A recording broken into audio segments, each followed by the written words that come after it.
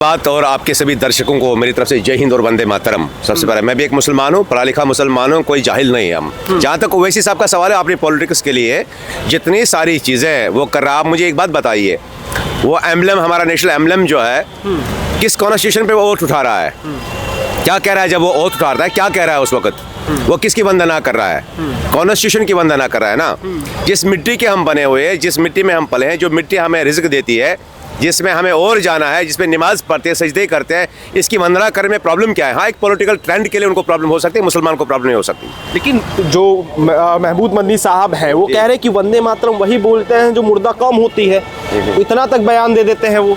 अगर मुर्दा कौम वंदे मातरम बोलते तो 1850 में, अगर आप देख रहे हैं 1875 में, ये किस लिए लिखा गया? ये इसलिए लिखा गया ताकि उस वक्त के हमें अंग्रेज़ों से आज़ादी के लिए ये ऐसा नेशनल सॉन्ग है जिसने हमारे हिंदू, मुसलमान, सिख, ईसाई जितने भी लोग थे उनके खून में वो तपिश पैदा करी जिसकी वजह से हम ब्रिटिश राज से एक ऐसा नारा बना, एक वॉरियर से वॉर क्राई बना तब के ज़माने में, उस वक्त में, जिसकी वजह से हम आज़ाद हुए। तो आज जब तब बोलने में मुसलमान को प्रॉब्लम नहीं थी, जब क्रिश्चियंस को प्रॉब्लम नहीं थी, किसी और को, तो आज प्रॉब्लम क्या है? हाँ, अभी भारत के लिए ये असल में खेल क्या है, पॉलिटिकल गेन्स, यानी कि मुस्लिम पॉलिटिकल वोट, आप ऐसा समझे, उसके लिए सब कुछ हो रहा है। बाकी इस्लाम और इसका कोई वास्ता है नहीं, इस्लाम में कहीं गलत है ही नहीं। कहाँ पे लिखा है इस्लाम में गलत है? मुझे बताइए, दिखाए, ये साहब को बताइए, तो ये चीज़ को बताइए कहाँ पे लिखा हुआ है, मुझे भी दिखाइए जरा। हम भी तो मुसलमान ही है। कह रहे हैं कि अल्लाह के अलावा कोई पूजने लायक नहीं होता, इस वजह से हम ये नहीं बोल सकते। नहीं, इसमें पूजने वाली क्या बात है? अरे सजदे करते हैं ज़मीन पे, हम काबा में जाते हैं, काबा तवाफ करते हैं, पूजना कौन? ये कौन सा पूजना हुआ? वंदे मातरम का मतलब ही क्या है? मैं वंदना कर रहा हूँ इस मिट्टी की, तो हुब्बुल वतन नस्ल ईमान है। वो वतन कहाँ है? भारत देश हमारा है ना, ये मिट्टी हमारी है ना, इस मिट्टी पे सजदे करते हैं ना। आपके मंदिर भी यहीं पे, मस्जिद भी यहीं पे। मस्जिद में क्या करते हैं हम? मंदिर वहीं पे, तो सजदे जमीन पे ही करते हैं ना, अपना सर नीचे झुकाते हैं ना। वो आपको ये ऐसा कहिए, वो आपको मुशरिक समझ के कह रही है, ये मुशरिक है, यानी और लोगों की पूजा करते हैं, लेकिन खुद क्या, कब्रिस्तानों में पूजा नहीं होती, अब वहाँ पे वंदना नहीं होती, माँ के चरण नहीं छूते, हर जगह सजदे नहीं करते, तो इसमें प्रॉब्लम क्या है? हाँ, एक पॉलिटिकल ट्रेंड के लिए इसको इस्लाम के साथ ना जोड़ा जाए। पॉलिटिकल ट्रेंड के लिए वो जो कर रहे हैं, दैट सेकेंडरी थिंग। ये बोले पॉलिटिक्स कर रहा हूँ एक मुस्लिम वोट को बचाने के लिए, दैट्स क्लियर। अनुराग ठाकुर का जब अनुराग ठाकुर स्पीच दे रहे थे संसद में, तो वो उन्होंने एक बयान दिया, उन्होंने कहा जिन्ना की मुन्ना अभी भारत में जिंदा है, जिनको वंदे मातरम से दिक्कत है, जिन्ना को उस समय हुई थी और उनके मुन्ना अभी जिंदा है भारत के अंदर, उनको आज दिक्कत हो रही है। मुझे एक बात बता दीजिए, आपने अभी अनुराग ठाकुर जी की बात की, मैं जिन्ना पे जाता हूँ। जिन्ना तो पोक सोर भी खाता था।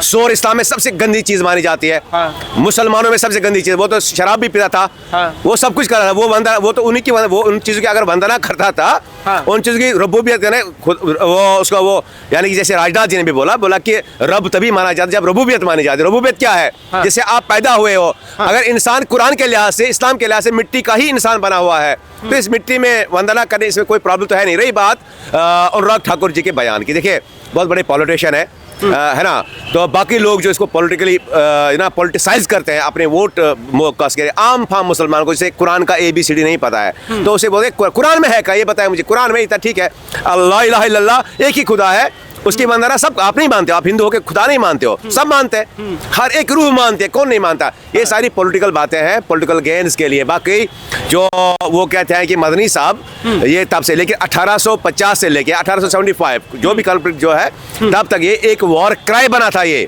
जिसने खून को गरमा के, तभी तो अंग्रेज भागे नेहरू से। वॉर क्राई इंपॉर्टेंट है ना, तो इसमें वंदना, मिट्टी की वंदना करने में कोई प्रॉब्लम नहीं है, करनी चाहिए। इस वंदे मातरम का जब से ये कलेश शुरू हुआ है, तब से जो विपक्ष के नेता है वो तमाम ये बस कह रहे हैं कि भाई ये वंदे मातरम का जो मुद्दा उठाया गया, चुनाव नजदीक है, इस वजह से उठाया गया। दूसरा जो मुख्य मुद्दे हैं उनसे भटकाने के लिए ये सब उठाया जा रहा है। नहीं, अगर इन्हें कोई इससे कोई आपत्ति, कोई प्रॉब्लम है उनसे, देखिए आप विपक्ष की बात कर रहे हैं, विपक्ष में कितने ये कह रहे हैं मुसलमानों को ये भी नहीं देते, मुसलमानों को वो नहीं देते। अरे मुसलमान सबसे पहले देखो ना, मुसलमान है कौन? जिसको ABCD नहीं पता वो मुसलमान कहाँ से बना? मुझे पता नहीं, जिसको कुरान कभी देखा नहीं है उसको कहाँ पता है ये कहाँ पे? कहीं पे ये नहीं लिखा हुआ है कुरान पाक में। मैं खूब कुरान को भी जानता हूँ, हम खूब जानते हैं, कहीं ये नहीं लिखा है। अब रही बात आपकी जहाँ तक आपका सवाल है कि क्या विपक्ष ये, उसका तो काम ही यही है, आप मुझे बताइए। उन्होंने 70 साल हुकूमत की, क्या मिला यहाँ पे? तब नहीं करे, वो नहीं थे उसमें। इसका मतलब है तब वो आज़ादी में शामिल ही नहीं थे। 1850 में जब ये लिखा गया, ये वॉर क्राई लिखी गई, एक पोएम लिखी गई हमारे देश के लिए, लोगों को उजागर करने के लिए, इसका मतलब तब वो आज़ादी की जंग में शामिल नहीं थे।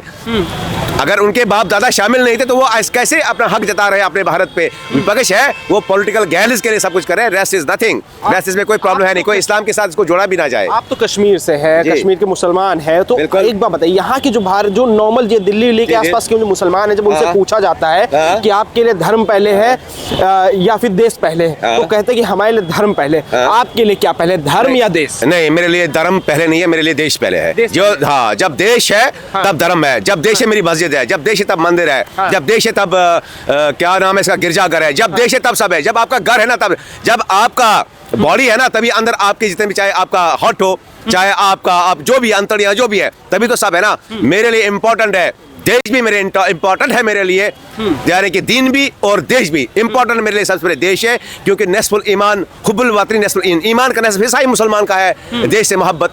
अगर देश से मोहब्बत नहीं तो मुसलमान हो ही नहीं सकता, मुसलमान नहीं हो सकता। अरे अब्दुल बोलिए, अब्दुल वाले मुसलमान है जो स्कूल ही नहीं गए हैं। अच्छा। 4 क्लास बाद सड़क छाप मदरसा लिखा पढ़ा हुआ, वो साइंस क्या जाने, टेक्नोलॉजी क्या, वो कहाँ, वो maximum majority of peoples are.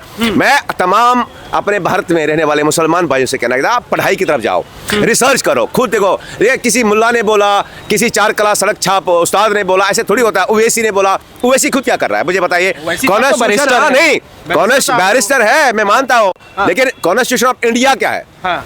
वो किस पे ओथ उठा रहे हैं? बोले ना लाओ फिर खुदा पे ओथ उठाओ, दिल पे उठाओ। ओथ कॉन्स्टिट्यूशन उठाना, मैं भारत के संविधान की कसम खाता हूँ कि मैं भारत की रक्षा करूंगा। उस वक्त मुझे बताइए क्या वो फिर शिर्क नहीं है?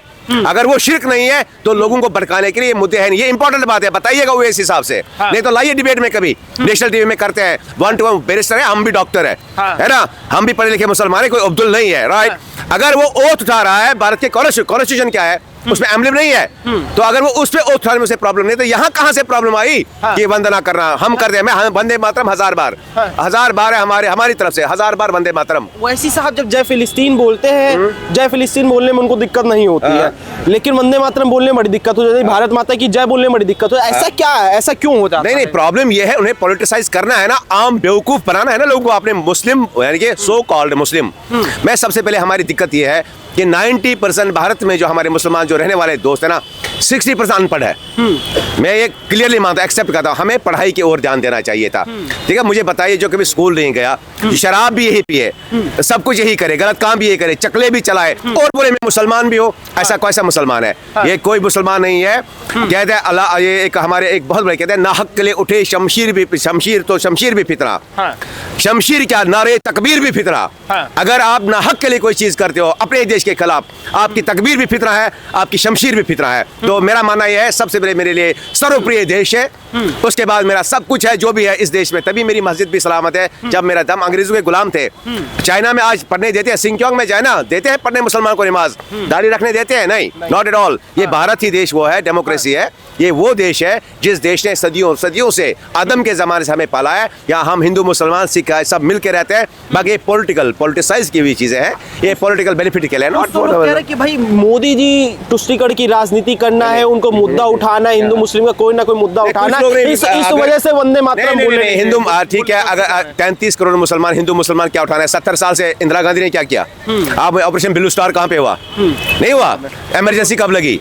हाँ, इंदिरा गांधी जी ने नहीं किया, तो उनके जमाने में उन्होंने इमरजेंसी लगा के सब कुछ, तब ये नहीं था, तब हिंदू मुसलमान नहीं था। आप मुझे बताइए, श्रीनगर में जो आज तक हम जम्मू कश्मीर के हालात देख रहे हैं, मिलिटेंसी, राजू फारूक एक ने कर दिया, किसने पाकिस्तान से मिलिटेंट मंगवाए? कांग्रेस से मंगवाए। किसने वोट रिगिंग की? ये क्या सलाहुद्दीन यूसुफ शाह को सलाहुद्दीन किसने बना दिया? गिलानी किसने बना दिया? कांग्रेस और वहां की फारूक सरकार ने बना दिया। तो ये कैसे? ये सब पॉलिटिक्स है, इन्हें ना दीन से मतलब ना धर्म से मतलब। बेहतर वो है, अपने देश की हिफाजत हर मुसलमान का फर्ज है। देश पहले है, हिफाजत फर्ज है, तभी हमारी मस्जिद सलामत है, हम सलामत है, हमारी दाढ़ियाँ सलामत है, हमारे पठान सूट सलामत है। ये देश ही वैसा है। जरा चाइना में करके दिखाए ना, मैं बता देता हूँ क्या है वहाँ पे। वो इस हिसाब को एक बार चाइना जाइए। आपको फिर अंधभक्त बोल देंगे लोग। अंधभक्त? हाँ। अरे भाई, लोगों के बोलने से क्या ही होता है? अंधभक्त हम पढ़े लिखे हैं, सर्टिफाइड पढ़े लिखे हैं, गूगल जाके सर्च करें ना। हमें प्रॉब्लम नहीं है किसी अंधभक्त बोलने से, हम अंधभक्त है नहीं। अंधभक्त वो है जिसके पास रिसर्च नहीं है, जो पढ़े लिखे हैं, रिसर्चेबल है, जिन्हें पता है, जाके हिस्ट्री पढ़िए, जाके आप हदीस पढ़िए, सारी प्रॉपर जो ऑथेंटिक है, मुल्लाओं की लिखी हुई किताबें नहीं। एक मदरसा छाप मुझे सिखाएगा मैं अंधभक्त हूँ। हाँ, अगर मैं देश के लिए अंधभक्ति, ये अंधभक्ति मुझे सलामत रहे, ये अंधभक्त में रहूंगा कयामत तक। महबूब मदनी साहब देवबंद से बिलोंग करते हैं, वो गलत पता वो है। ना बोलेंगे। हाँ। उनके दो बयान जी, थे, जी, मैं जी। दोनों बयान कोट करूंगा। जी, जी। उन्होंने कहा वंदे मातरम जो बोलेगा वो मुर्दा कौम है।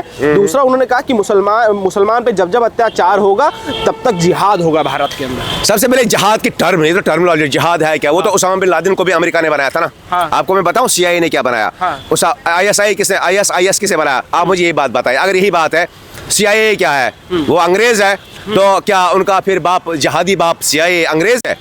ओ मदनी साहब बोलेंगे मुझे बताइए फिर अजहर मासूद वो भी तो देवबंदी है ना। हाँ। वो तो आम लोगों को मार रहे हैं, तो वहां पे इस्लाम कहाँ? क्या इस्लाम में ये लिखा हुआ है कि आप आम और मासूम इंसान का कत्ल करो? नहीं लिखा हुआ है, लेकिन आप कर रहे हो ना। ये इस्लाम का, ये गलती इस्लाम की नहीं है, इस्लाम को मिस रिप्रेजेंट करने वाले ऐसे मुल्लाओं का काम है, ऐसे ही लोगों का काम है। इसीलिए हमारे देश में जो चाहते हैं ना ये सब विवाद करना, ऐसा होगा नहीं, इंशाल्लाह नहीं होने देंगे। पढ़े लिखे मुसलमान भी है, बहुत ज़्यादा इंटेलेक्चुअल्स भी है, फिलोसफर्स है, स्कॉलर्स है, ऐसा है नहीं। हाँ, मेरे नौजवानों को, मुसलमान नौजवानों को, हिंदू नौजवानों को चाहिए, मुस्लिम नौजवानों को चाहिए, देखो अगर हम 33 करोड़ लोग यहाँ पे रह रहे हैं, सबसे पहले अपने बच्चों को शिक्षा दो, उन्हें प्रॉपर ये मुल्लाओं वाली सब कुछ छोड़ दो, ये मदरसा छाप जो सिस्टम है ना इसको छोड़ दो। नहीं चाहिए बम धमाके, नहीं चाहिए आपकी दहशतगर्दी, नहीं चाहिए आपका विपक्ष, नहीं चाहिए वो सब जो कल तक जिनके खून, मतलब जिनके हाथ खून से रंगे हुए हैं। मुझे बताइए आप, वो नहीं तो अभी तो 14 साल हो रहे हैं, अभी 50 साल और करने तो ना सरकार यहाँ पे मोदी जी को। इज द गुड एडमिनिस्ट्रेटर चाहिए। आखिरी मेरा सवाल आपसे ये रहेगा कि जो वंदे मातरम जो मुसलमान नहीं बोल रहा है उनके लिए आप क्या संदेश देना चाहिए? नहीं मेरे भाइयों, वंदे मातरम आप सर्च करिए, 1850 में लिखा गया है और ये किस लिए यूज़ किया गया। तब हिंदू मुसलमान सिख एक साथ ये पढ़ते थे, वॉर क्राई की तरह से इस्तेमाल किया। एक पोएम ही खाली नहीं है, खून गरमा देने वाली वो चीज़ है जिस चीज़ से हमें आज़ादी मिली 1950 में। फिर इसको राष्ट्रीय गीत, जब मेरा राष्ट्र है, जब मेरा देश है, तब है। अगर हुक्म है कॉन्स्टिट्यूशन का ये करना है तो करना ही पड़ेगा, और हमें करना ही है कॉन्स्टिट्यूशनली, क्योंकि हम भारत में रहते हैं, कोई सऊदी अरब में नहीं रहते, कोई चाइना में रहते हैं। जबरदस्ती थोड़े ना मुसलमान से बुलाया जाएगा। जबरदस्ती कह रहे, जबरदस्ती मुसलमान से बुलवाना भी तो गलत है वंदे मातरम। नहीं वो तो है। मैं मुझे मैंने जबरदस्ती कोई भी चीज बुलाना करते हैं। मुझे पता है ओवैसी साहब को कौन ओथ उठा रहा है जबरदस्ती पार्लियामेंट में। हाँ। पार्लियामेंट में ओवैसी साहब को कोई जबरदस्ती ओथ क्या बोल रहा है? मैं कॉन्स्टिट्यूशन की कसम खाकर कहता हूँ कि मैं भारत का वफादार रहूंगा। जब आप भारत के वफादार रहेंगे तो कॉन्स्टिट्यूशन में ये भी आ रहा है कि ये राष्ट्रीय गीत है, राष्ट्रीय सॉन्ग है, तो आपको गाना ही पड़ेगा। वंदे मातरम को लेके एक जो बवाल था उसमें ये भी था कि भाई जो वंदे मातरम नहीं बोल रहा है उनको देश विरोधी बताया जा रहा है। इस पर आप कहते हैं? देखिए, हम ये भी नहीं कह सकते कि देश विरोधी है, लेकिन इतना जरूर है कि देश की सेंटिमेंट्स को आप हर्ट नहीं कर सकते, कॉन्स्टिट्यूशन को आप तोड़ नहीं सकते। अगर आपने कॉन्स्टिट्यूशन तो आप बागी कहलाओगे, और बागी की सजा होनी चाहिए। क्या सजा होनी चाहिए फिर? डेफिनेटली सजा नहीं, राष्ट्र और सजा यही है कि इसको बोलना ही पड़ेगा, नहीं तो भारत में ना रहे ना। क्लियर बात है, भारत में ना रहे ना। कहाँ जाएगा फिर भारत में? इतने सारे मुल्क है, 56 कंट्रीज है ना मुसलमानों की, फिर वहीं जाइए, चाइना जाए, नहीं तो और जाए कि वहां पे दिखाएंगे इस्लाम किसको बोलते हैं। चाइना में जाए, सऊदी अरबिया जाए थे ना। पाकिस्तान में मुसलमान को मार रहा है, वहाँ किस पे बवाल है? वहाँ कौन सा जहाद है? अफगानिस्तान में कौन सा जहाद है? तालिबान ISI में कौन सा जहाद है? ताहिर हयात शाम में कौन सा जहाद है? इसराइल ने लाके वहाँ पे बिठा दिया, वो अमेरिका ने लाके वहाँ पे बिठा, वहाँ कौन सा है? बशर अल-असद। ये सब पॉलिटिक्स है, गेम है, पावर, मनी, पैसा, बस। नॉट गरीबों के बच्चे मारे जा रहे हैं इसी ख्वाब में कि शायद हमें जन्नत मिल जाए। कि मौलवी साहब ने, अरे मौलवी साहब को बोलो आपका बेटा कहाँ है, वो क्या कर रहा है, किस देश में है, कैसी मस्त फैसला लाइफ गुजारा है। मैं मुसलमान भाइयों से कहना चाहता हूँ, कोई आप इसका अर्थ निकालिए। वंदे मातरम, वतन की मिट्टी की वंदना, इसमें क्या गलत है? माँ की भी वंदना करते हैं, हर चीज की वंदना करते हैं, इसमें कोई प्रॉब्लम नहीं है। महमूद मदनी साहब की बात मानने पे तुले हैं, ओवैसी साहब की बात मानने। कौन? आप मुझे बताएं, आप सऊदी अरबिया के शाह से पूछो, उनसे बेहतर मुसलमान आपको लगता है कि है ना? आप दोहा जाओ, आप मिडल ईस्ट जाओ, आप वहाँ पे जाओ, वहाँ किसी को बोलो, वहाँ पे मंदिर स्थापित नहीं हुए, वहाँ पे बुत नहीं लगे, वहाँ पे वो अपने वतन की वंदना नहीं करते। उनसे बेहतर क्या महमूद मदनी साहब सोच सकता है? नहीं सोच सकता। अरब के बादशाह से ज्यादा सोच सकता है महमूद मदनी साहब? नहीं ना। ओरिजिन वही है ना इस्लाम का। अगर ओरिजिन वही है, जब उसे दिक्कत नहीं तो आपको प्रॉब्लम क्या है? इसका मतलब रसीदी साहब, you are going to politicize all of this. ये पॉलिटिसाइज हो रहा है बस। रसीदी साहब का एक अभी बयान बड़ा वायरल हो रहा है, वो कह रहे हैं कि जो सऊदी के प्रिंस है मोहम्मद बिन सलमान, वो कह रहे हैं वो यहूदी हैं, वो सच्चे मुसलमान है ही नहीं। अच्छा, जो काबा की हिफाजत करे वो यहूदी है, और जिसके देश में इस्लाम पता नहीं हजारों लाखों साल बाद आया वो मुसलमान है। कमाल की बात है, कैसा इंसाफ है? ये कोई इंसाफ नहीं, इट्स नॉट जस्टिफाइड। ये तो बहुत गलत बात है ना। अगर सऊदी अरब के शाह के सामने बताए ना आप मुसलमान ही नहीं हो, आप यहूदी हो, अगर वो यहूदी है तो काबा वही है, वही ज़ियारत करते, वही हज करते हैं, वही सब कुछ है, वही आका सल्लल्लाहु अलैहि वसल्लम है, प्यारे मोहम्मद सल्लल्लाहु अलैहि वसल्लम है, वहीं से कुरान भी आया है ना। तो रसूल अल्लाह सल्लल्लाहु अलैहि वसल्लम तो वही अरब से, क्या हिंदुस्तान में तो नहीं आया, चाइना में तो नहीं आया, तो वही हम फॉलो करते हैं ना लोग वही। अब वो मुसलमान तो फिर कोई दुनिया में मुसलमान है ही नहीं। अच्छा, एक मुर्शिदाबाद में बाबरी मस्जिद भी बन रही है, जी। उस पर आप क्या क्या सोचते हैं? पॉलिटिक्स है सारी, पॉलिटिक्स है, वो सारी पॉलिटिक्स है। वैसे साहब कह रहे हैं कि हमारे पूरे जीवन भर जब तक हम हैं तब तक बाबरी हमारे अंदर जिंदा रहेगी। तो फिर गिरानी ही क्यों दी थी पहले? एल.के. आडवाणी के सामने उस प्रोटेस्ट क्यों नहीं किया तब? हाँ। क्यों नहीं किया आरएसएस के सामने या उनके सामने क्यों प्रोटेस्ट नहीं तब किया? तब गिराने क्यों दी? हाँ। तो आज ये पॉलिटिक्स है। आपको लगता है बनेगी? बिल्कुल नहीं बनेगी। मैं लिख के लो ये पॉलिटिकल है, पॉलिटिकल ट्रेंड है, nothing else, not more than. डेट में जो मुसलमान है भारत का, जी। वो बाबर को इतना अपना रहनुमा क्यों मानता है? रहनुमा क्यों कौन मानता है बाबर को? वो लुटेरा था। लोग सर पे ईंट रख लेके जा रहे हैं वहाँ पे वो मस्जिद एक अलग चीज है। हाँ। मस्जिद अल्लाह का घर है। मस्जिद बाबर के बाप की मीरास नहीं है। हाँ। ना किसी औरंगजेब की मीरास है, हाँ। ना किसी और की मीरास है। मस्जिद अल्लाह का, कुरान कहता है अल अर्द बैतुल्लाह, सारी जमीन मेरा घर है। यानी कि मस्जिद वो जगह है जो अल्लाह की जगह है। वहाँ आप आओ, वो कोई भी आए, कोई भी दिन का, कोई भी धर्म का कोई मतलब नहीं रहता। अल्लाह को राजी करने के लिए, अपनी इबादत करने के लिए वहाँ पे आ सकते हैं। ना वो बाबर के बाप की जागीर है, ना किसी और की जागीर है, ना बननी चाहिए। बाबरी के नाम से मस्जिद बनना आपको लगता है कि सही है? इस्लाम के नहीं, बिल्कुल है ही नहीं। इस्लाम में कोई है ही नहीं। का हरम है पाक जगह, मस्जिद है पाक जगह, जो अल्लाह का घर हम कहते हैं। तो इसमें नाम क्या दे रहे हैं? बाबर का है, उसका है, इसका है। हाँ सर, वो तो आप मुझे बताइए, अगर आपने देखा होगा टर्की में अभी जो सूफिया, हाँ। 100 साल के बाद, कितने सालों के बाद बना दिया मस्जिद, कितने सालों मंदिर रहा, कितने सालों वो अपना जीसस क्राइस्ट का आमाज का रहा है नहीं। आप मुझे बताइए तो क्या कहेंगे उस चीज़ का? वो या ऐसे मुझे बताइए, आया सोफिया क्या है आज? मस्जिद है। 100 साल तक क्या रहा मंदिर, तो उससे पहले 100 साल का क्या रहा? तो ये सब चीज़ें पॉलिटिसाइड और लेकिन पॉलिटिसाइज करने के लिए, पॉलिटिकल वोट्स गेन करने के लिए मे भी इनका कोई एजेंडा हो पर्सनल। जैसे कि आपने परसों देखा कि इतने बड़े दहशतगर्द हमले के लिए तैयार थे, यहाँ सब कुछ तैयार रेडी था। तो चलिए, अफसोस की बात है, ये कोई इस्लाम नहीं है। आप भी वंदे मातरम बोलेंगे? आपको वंदे मातरम से कोई दिक्कत नहीं? नहीं, मैं वंदे मातरम 1000 बार बोलूंगा। वंदे मातरम ही मेरे सभी देखने वालों को। फर्स्ट ऑफ ऑल, जय हिंद, वंदे मातरम।